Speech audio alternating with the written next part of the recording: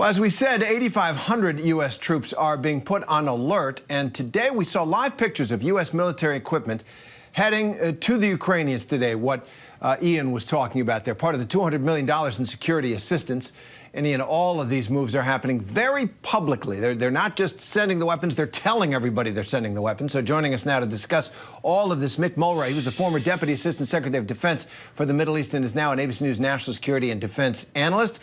Mick, good to see you again. So what do you think? Are these actions going to back down the Kremlin, or will they make Russia feel more threatened and really want to pull the trigger quicker rather than wait till there's more resistance to what Putin might want to do here? How do you read it? So I think these actions are exactly what we should be doing, putting 8,500 troops on alert, probably to deploy to a NATO country, is the message we need to be sending to President Putin. Sometimes the strategic ambiguity does work, but with Russia threatening to invade a sovereign country, I think the directness of this, plus the message from both the United States and our NATO allies that any incursion into the Ukraine will be met with swift and severe economic sanctions, are the type of moves that we should be doing now. And the addition of the some 80 tons of weapons that we just saw in Ian's report arriving in the Ukraine are exactly what we should be doing to show strength and resolve of NATO in the face of Russian aggression.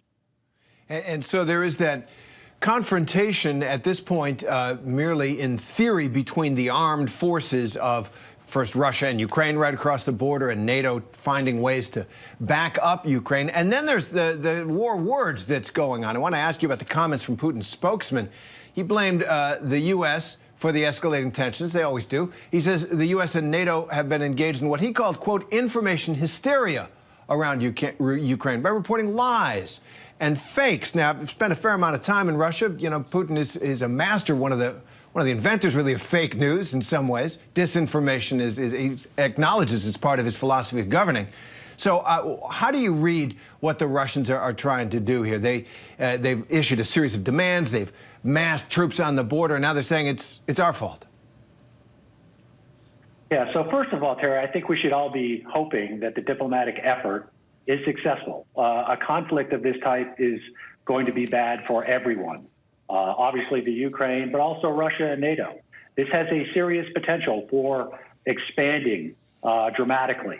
If Russia invades, likely they will be met with an opposition force, but that opposition force will soon turn into an insurgency, and they will look for safe havens in places likely in NATO countries, and that expands this quite dramatically. I would say, to the point of your question on these comments, this is a crisis of Russia's own making, and their actions have led to the things that they claim to be concerned about. NATO likely will be bolstered. That is going to increase with activity, exercises, because we have to be able to protect ourselves. We have an absolute obligation to do so, and the United States is showing that. So Russia should take this opportunity to de-escalate their actions, and hopefully this will end with a diplomatic solution rather than an actual conflict that could increase and expand rapidly to nobody's benefit. Absolutely. And I want to pick up on something you said there. There have been, now for years, for many years, there have been conferences and debates, whether NATO, right? What's the purpose of NATO after the fall of the Soviet Union was established to defend Western European free nations against the Soviet Union, which had subjugated nations?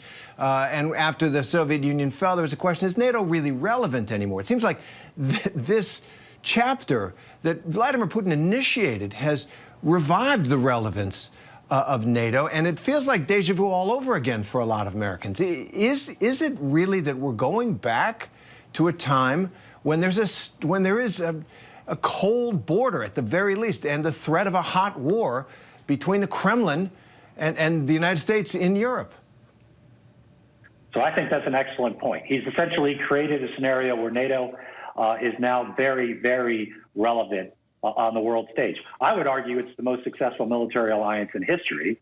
It didn't go away. It obviously fought alongside us in Iraq and Afghanistan. But now, to your point of your question, it is very relevant. And when you have these authoritarian states like Russia who find it in their ability to go ahead and invade a sovereign country, which they already did in 2014, and they're threatening to do now. NATO is very relevant and will only continue to be so with these type of activities by countries like Russia. Which you'd think would be exactly the opposite of what Vladimir Putin would have wanted, and the next leader of Russia will have to deal with. Mick Mulroy, thanks very much. Thank you.